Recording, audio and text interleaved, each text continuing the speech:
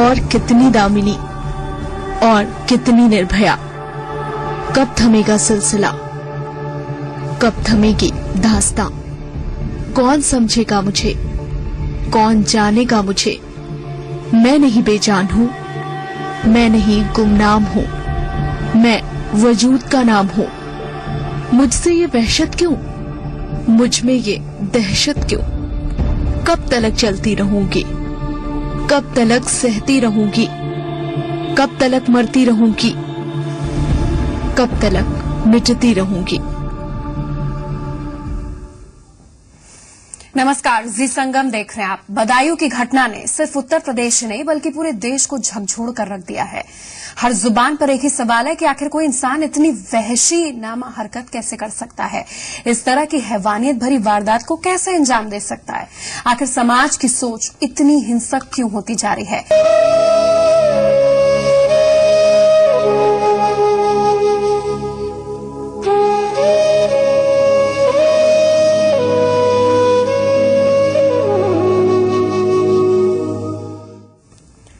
तो बदायूं में हैवानियत की जो तस्वीर सामने आई है उसे जिसने भी देखा सबसे पहले 16 दिसंबर की याद आ गई। उसके बाद 1-2 साल में क्या हुआ, कानून बनाने की बात की गई, राजनीति की गई, परिवार के परिवार जिन्होंने भी कुछ इस तरीके हिंसक हेनुअस क्राइम ऐसी वारदातें देखी, वो दहशत में आ गया, वो सख्ते में आ गया। अब बदायूं का मामला, उत्तर प्रदेश सरकार पहले से ही कानून व्यवस्था के मोर्चे पर नाकामयाब साबित हुई है।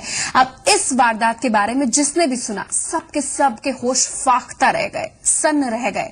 इस वहशियाना हरकत के सामने आने के बाद सवाल उठने लग गए कि क्या वाकई कोई इंसान इस कदर वहशी हो सकता है जो किसी इंसान के साथ ऐसा सलूक करे। इंसानियत को तार तार कर देने वाली वारदात के बाद अब जांच, आर्थिक मुआवजा, सियासत की बारी है जो शुरू हो चुकी है।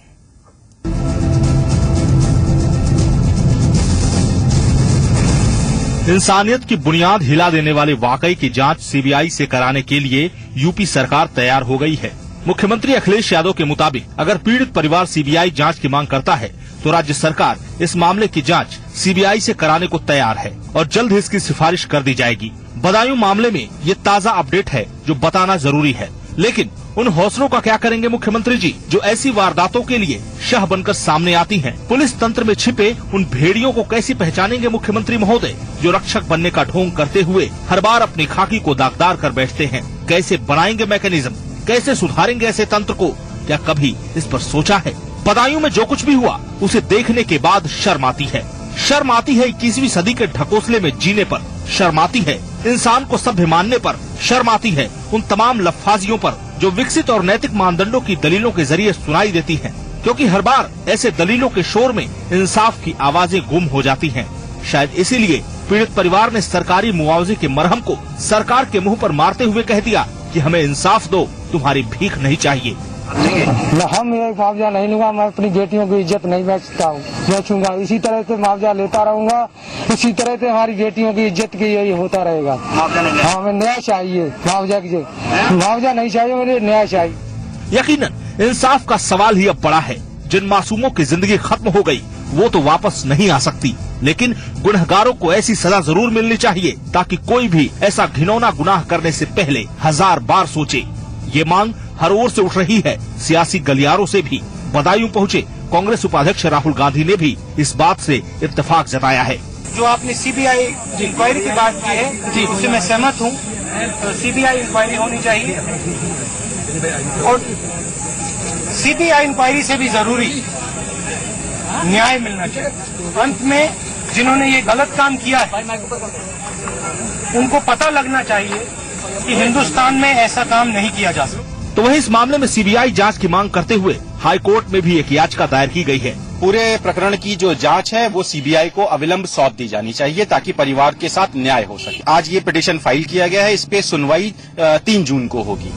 अब सवाल जांच के इर्द गिर्द ही घूम रहा है। मुमकिन है जल्द ही इस मामले में सीबीआई जांच की सिफारिश हो जाए, लेकिन इस वारदात ने जो तमाचा सभ्य कही जाने वाली इंसानी सोच पर लगाया है उसके दाग इतनी जल्दी खत्म नहीं होने वाले। ब्यूरो रिपोर्ट, जी संगम।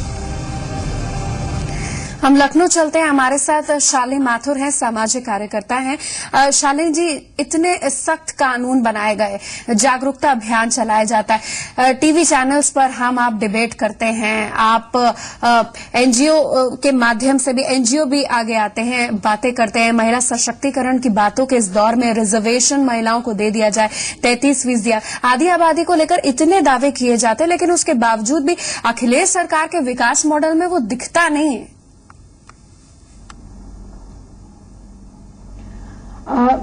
देखिए, ऐसा है कि कानून जो बनाए गए जो निर्भया कांड के बाद, उससे पहले भी कुछ कानून थे।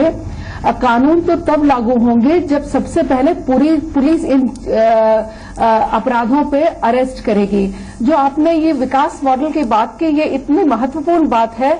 सच बात यह है कि हमारा उत्तर प्रदेश और बिहार, ये 2 स्टेट ऐसे हैं जिनमें विकास कुछ भी नहीं हुआ है। इसकी वजह से मैं ये देख रही हूं कि ये जो दरिंदगी वाले अपराध हैं, देखिए एक रेप होता है तो मैं ये मानूंगी कि ये एक मानव का अपराध है जो एक लड़के ने एक लड़की के प्रति किया।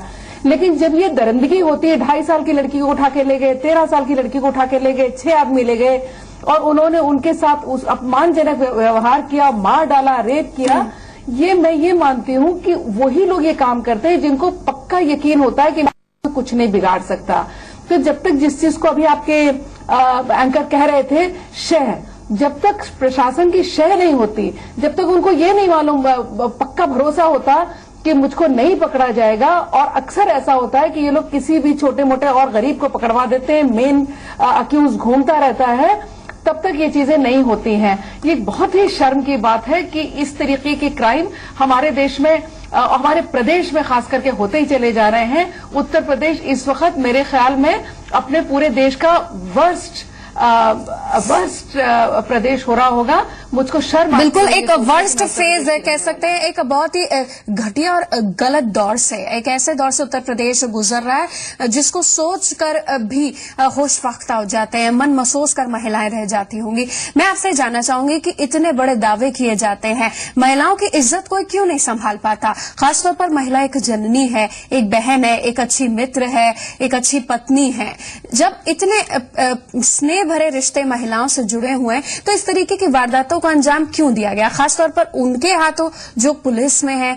और उसके बाद आप चीजों में डैमेज कंट्रोल के नाते आप मुख्य सचिव को बदल देते हैं, आप पूरी तरीके से अपने फेलियर को, प्रशासन को पूरी तरीके से रेमिट कर देते हैं। ये कितना जायज है? आपको नहीं लगता नैतिकता के आधार पर आगे बोलना चाहिए कि भाई हमसे गलती हो गई है और खोई हुई इज्जत तो हम वापस नहीं लौटाते, लेकिन हम गारंटी देते हैं कि हमारे राज्य में ऐसा नहीं होगा?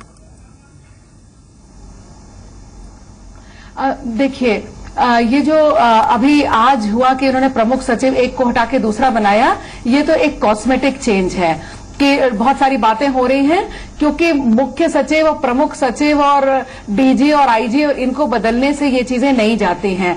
हमारे नेताओं के मुंह से जो आवाज आती है वो लोग नेतृत्व देते हैं। ये इस प्रकार का जो क्राइम है, क्राइम अगेंस्ट विमेन, ये पिछले 2-2.5 साल में इस सरकार के आने के बाद बेतहाशा बढ़ा है। वैसे भी यूपी में इस प्रकार की घटनाएं होती हैं, लेकिन इन 2-2.5 सालों में बहुत ज्यादा बढ़ा है। और रेप के खास करके, जैसे कल ही मैंने देखा कि वो 10 दिन में 20, और मैं ये मानती हूं कि जो 20 रिपोर्ट होते होंगे अगर, तो 200 होते हैं उनमें से कम उसमें 20 रिपोर्ट होते हुए कम से कम 200 ऐसे कांड होते हैं। या जी, और उस बीच में कोई पूछा जाता है तो ये बोल दिया जाता है आप तो ठीक है ना।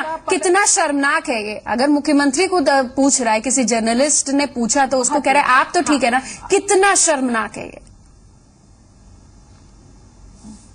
एक्चुअली इन लोगों का मुझे ये लगता है कि ये जो सरकार है, इसमें युवा हैं और युवा हैं कह के रखकर तो दिया गया है, इनमें न तो कोई योग्यता है और न इनके पास अपने प्रदेश, देश और जनता के लिए कोई विजन है। अब ये विषयांतर ना समझे तो मैं एक ये बात कहना चाहूंगी कि देखिए, इस कांड में तो तुरंत सजा हो, और अगर ऐसे कांड में तुरंत सजा हो जाती है तो एग्जाम्पलरी होती है, दूसरे जने इससे डर जाते। प्रोफेसर कौल, मैं आपसे जानना चाहूंगी, क्या कानून में कमी रह गई, राजनीतिक इच्छा शक्ति में कमी रह गई? कमी कहाँ रह गई जो आधी आबादी पर लगातार इस तरीके की चीज, हम महिलाओं को ही महफूज नहीं रख सकते जिन्होंने हमें जन्म दिया? ये हम किस तरीके की संस्कृति को आगे ले जा रहे हैं? देखिए, जी, ये बहुत ही संजीदा मसला है। इसमें सिर्फ शर्मिंदा होने की बात नहीं है, बल्कि सोचने का भी टाइम आ गया है। बेसिकली मैं जानता हूं कि ये कानून की कमी नहीं है, बल्कि अगर आपके पास पावर आया है, राज्य के पास पावर आया है, तो जिस अंदाज से यूपी में राज्य पावर में आते हैं वो एक खास जाति या कम्युनिटी को लेकर ही पावर में आ जाते हैं। अगर आप उसकी पॉलिटिक्स करते हैं तो ऐसे लोगों को आपको किसी न किसी तरीके से आपको कंट्रोल में भी रखना चाहिए। ये नहीं है कि आप बिना पावर में आकर बिल्कुल आप मनमानी करेंगे। तो उस मनमानी की वजह से, पावर की वजह से, परचेजिंग पावर की वजह से, आपके पास पैसा है, आपके पास शक्ति है, पॉलिटिकल शक्ति है, तो आप जो जी चाहे कर सकते हैं। अब तो रोक क्यों नहीं लग रही है? रोक कौल जी, आपको एक जानकारी दूं, आपको बहुत दुख लगेगा वो जानकारी सुनकर। आपको पता है बदायूं से सांसद धर्मेंद्र यादव हैं, वो वहां पर गए नहीं, केंद्र में रह चुके और कांग्रेस के उपाध्यक्ष राहुल गांधी वहां पर आ गए और वो कह रहे खोई हुई इज्जत वापस नहीं आ सकती, आप मुआवजे का क्यों ऐलान कर रहे हैं, आप इज्जत बचाइए। इस तरीके की सियासत हो रही है। अखिलेश यादव जर्नलिस्ट को कह रहे हैं आप ठीक तो है ना। मुलायम सिंह यादव चुनावी रैली, जब सरकार का प्रेजेंटेशन करने का एक मंच पर समय आता है, वो कह रहे हैं लड़कों से गलती हो जाती है। कितना शर्मिंदगी भरा ये बयान है उन लोगों से जो उत्तर प्रदेश की कमान आगे बढ़ाने के सपने लगातार बरसों से देखते आ रहे हैं। बिल्कुल आप सही कह रहे हैं। ये बाजारी कर पर छोड़ना या ये ग्लोबलाइजेशन की एक प्रक्रिया है, ये होता रहा है, ये कहना सही नहीं है। हिंदुस्तान में खासतौर पर यूपी में सिविल सोसाइटी न होने की वजह से ये फर्ज बनता है जो पॉलिटिकल एलीट है और उनके जो लोग हैं जो पावर में है, उनके जो खानदानी लोग हैं पावर में है, उन पर ये फर्ज बनता है कि वो नियंत्रण रखे। अगर वो नहीं नियंत्रण रखते इसका मतलब है कि वो खानदानी जनजुटू से चमचू से भरे पड़े हैं और जिस वजह से उनको खाली हाथ खाला छोड़ दिया और वो जानते हैं कि कुछ नहीं होगा, अकाउंटेबिलिटी कुछ नहीं है, वो कुछ भी कर सकते हैं। खास तौर पर जो बेबस है, वो जो मजरू है और जो जिनके पास परचेजिंग पावर नहीं है, गरीब है, उन लोगों के साथ आप कुछ भी कर सकते हैं और जब खत्म हो गया तो उनको मार भी जा सकते हैं। ये एक किस्म का ये बाजारीकरण का बड़ा गंदा रूप है। जो राजनीतिक शक्तियां जिनको पावर में है वो ये करते हैं, लेकिन इसके दुष्परिणाम भी होंगे, इसके परिणाम होंगे। ये 60 साल के बाद जो एक मिडिल क्लास में जो एक टर्निंग हो रही है प्रजातंत्र की प्रक्रियाओं से, उस पर राज्य की एक दो बड़ी जिम्मेवारी है कि वो खानदानीपन से दूर हटकर कम से कम उन लोगों के पास जाए जो सोच रखते हैं, जो विचार रखते हैं। अगर आप चमचू से, खानदानी लोगों से जुड़े हुए हैं, आप उनके पावर की ख्याल रखेंगे और पावर के ख्याल रखने की वजह से आप समाज से बिल्कुल बेखबर होते जा रहे हैं। यही हो रहा है। बिल्कुल। और चुनाव में आपने सुना होगा मन से मुलायम है लेकिन इरादे लोहा हैं। इरादों की तो कमी यहाँ पर देखने को मिल रही है। शालिनी माथुर जी, मैं आपसे जानना चाहूंगी 3 ऐसे पॉइंट्स जिस पर सरकार से लेकर प्रशासन, नौकरशाह से लेकर जो स्थानीय दरोगा है ना, वो काम करे तो महिलाएं महफूज हो सकती है। एक बहुत बड़ी जिम्मेदारी हो सकती है कि महिलाओं को ही महफूज करना। ये आपको नहीं लग रहा है कि हास्यास्पद है? आप महिलाओं की रक्षा नहीं कर पा रहे हो। क्या एपेक्स कोड के सम्मान नहीं करना चाहिए? क्या पारदर्शिता नहीं होनी चाहिए? और आपको लग रहा है कि राजनीति में भाई भतीजावाद, क्षेत्रवाद, जातिवाद, ये सब दूर होना चाहिए और जो भी दोषी पाया गया फौरन अंदर भेजो, सबक सिखाओ और जब बाहर आए तो एक सभ्य इंसान बनकर आए, क्योंकि सभ्यता ही तो नहीं बची है। देखिए, इसमें 2 चीजें हैं जो मुझे लगता है जो बहुत ही जरूरी हैं, जो दोनों थोड़ी अलग अलग बातें हैं। एक तो जो पार्टी जीत के आई है, खास करके उत्तर प्रदेश और बिहार में जिस तरीके की राजनीति चल रही है, जात और धर्म के आधार पर वोट मिले हैं, तो जात और धर्म के आधार पर जो लोग वोट लेते हैं उनके लिए जेंडर की कोई कीमत नहीं रहती। उनके लिए स्त्रियों की दशा कैसी होगी, बच्चों की दशा कैसी होगी, एजुकेशन कैसी होगी, लोग कैसे अच्छी तरीके से रहेंगे, इस बात से कोई मतलब नहीं। उनको सिर्फ एक पर्टिकुलर धर्म के वोट मिल जाए, एक जात के लोग मिल जाए, ये काफी हो जाता है। इसलिए उनकी नैतिक क्या वो इस बात पे फील ही नहीं करते कि उनकी किसी और शाली जी कारण बहुत बड़ा था वहां पर कि जिस तरीके से इन दोनों बहनों के साथ ये वारदात हुई, वहां शौचालय नहीं थे। गांव-गांव की आप बात करते हैं, आप फ्री बिजली पानी 2016 की आप बात करें, क्योंकि 17 में विधानसभा चुनाव, क्या कारण है ग्रामीण क्षेत्रों में इस तरीके की स्थिति की खबर क्यों आती है, जहां एक 5 साल की बच्ची से एक बुजुर्ग वृद्ध महिलाओं के साथ इस तरीके से हो रहा है? नहीं, देखिए, रुकिए, कल भी आपके उन्होंने एक आईजी पुलिस या किसी डीजी पुलिस ने को ये बात कही थी कि शौचालय जाने के समय ये क्राइम होते हैं। शौचालय ना होना एक शर्मनाक बात है लेकिन उससे कहीं ज्यादा शर्मनाक ये बात है कि एक बच्ची कोई खेल रही थी 2.5 साल की, आपने उसको रेप कर दिया। 13 साल की लड़की, वो शौचालय गई हो या विद्यालय गई हो या सड़क पे जा रही हो, रेप तो होना ही नहीं चाहिए ना। शौचालय है या नहीं है ये एक अलग सवाल है।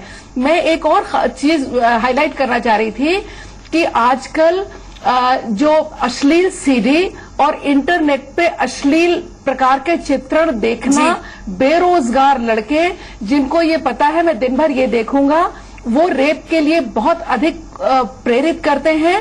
और एक ये शय कि मैं ये सब देख के ये सब काम करूंगा और मुझे कोई पकड़ नहीं सकता, इसलिए ये काम हो रहे हैं। और एक तीसरी चीज कि हम लोगों ने पुलिस में भर्ती घोटाला, ये सब चीजें हम जानते तो नहीं है, अखबारों के थ्रू पढ़ा है। तो जो लोग हमारे यहाँ नौकरशाही में हैं और जो पुलिस तंत्र में हैं, वो लोग भी एक भ्रष्टाचार, एक्चुअली वो ही क्वालिफाइड नहीं है और एक मंत्री क्वालिफाइड है या नहीं, उस पर लगातार डिबेट में तमाम राजनेता उलझ जाते हैं। काम देखना सबसे ज्यादा यहाँ पर इम्पोर्टेंट है। एक कॉल जी, आप हंस रहे हैं, लेकिन मैं आपसे एक सवाल पूछूं, मतलब मुझे माफ कीजिएगा मैं आपसे सवाल पूछ रही हूँ, लेकिन पुरुषों को हो क्या गया है? नहीं, पुरुषों की तो पैट्रियार्कल सोसाइटी है ये मर्द वर्चस्व समाज तो है ही है। उसमें अगर आप पावर भी उन लोगों के पास आ जाएगा जो अपनी काबिलियत से ऊपर नहीं आए हैं बल्कि जात पात की वजह से ऊपर आए हैं, तो अपने आप को फ्यूडल समझते हैं और फ्यूडल समझकर पॉलिटिकल पावर पाकर, पैट्रियार्कल सोसाइटी मानकर वो पैसे के दम से, पावर के दम से हर एक चीज खरीदना चाहते हैं। जब उसका यूज खत्म हुआ उनको डंप करते हैं। तो विमेन क्योंकि बेचारे बेबस होते हैं, खासतौर पर नीचे वर्गों के, नीचे क्लास उनके, तो उनको लग रहा है कि भाई ठीक है, परचेजिंग पावर उनके पास है, जरा फुसलाकर बढ़ाकर उनको कुछ सब्ज बाग दिखाकर जब उनकी यूटिलिटी खत्म हुई तो बंद करते हैं। यही वजह है कि उनसे इसके बेदाग निकल भी आएंगे, उनके पास से खबर भी है क्योंकि पावर एंजॉय करते हैं। तो ये है पैट्रियार्कल सोसाइटी, फ्यूडलिज्म, जो आखिरी टिमटिमाहट है। मैं जानता हूं कि 10-20 साल के बाद ये सब खत्म हो जाएगा, ये रहने वाली चीज नहीं है। ये जात पात की पॉलिटिक्स उस तरह नहीं चलेगी। खत्म तो हो जाएगा लेकिन बहुत कुछ बर्बाद नहीं करके चला जाएगा। जिसने अभी वो तो है ही भाई, सैन और रविश, ये लाल और गुल होने जो वीरा होते हैं, तकरीब और जुनून के पर्दे में तामीर के सामा होते हैं। इन्हीं से नया समाज बनेगा, क्योंकि जब जुल्म बढ़ता जाएगा जात पात के वर्चस्व की वजह से, तो नया समाज तो उभरेगा ही। एक कॉन्शियसनेस, एक चेतना उभर के आ रही है जो गांव गांव, शहर शहर इस बात की एक चेतना, इस बात की एक निशानदेही कर रही है कि ये समाज डूब रहा है। ठीक है शालिनी जी, बहुत संक्षेप में, इस सृजन से पहले विनाश कैसा होने वाला है? देखिए, ये सृजन के पहले का विनाश को मैं इस चीज को नहीं मानती हूँ, क्योंकि बहुत जगह ऐसा सृजन हुआ है जहां जिसके पहले विनाश नहीं हुआ है। ये कानून व्यवस्था और एक बिल्कुल नेतृत्वहीन समाज है, नेतृत्वहीन सरकार है, जिसने अपने प्रदेश के आगे कोई एजेंडा, चरित्र निर्माण, राष्ट्र निर्माण, ये शब्द इस वक्त गाली हैं और सिर्फ जात पात और धर्म की राजनीति चल रही है। ये एक बहुत ही दुख की बात है। इसको सिर्फ कॉस्मेटिक चेंज करके, 1-2 पुलिस ऑफिसर्स को चेंज करके नहीं होगा। इसके लिए दोबारा अंतर्दर्शन करके, इंट्रोस्पेक्शन करके देखने की जरूरत है।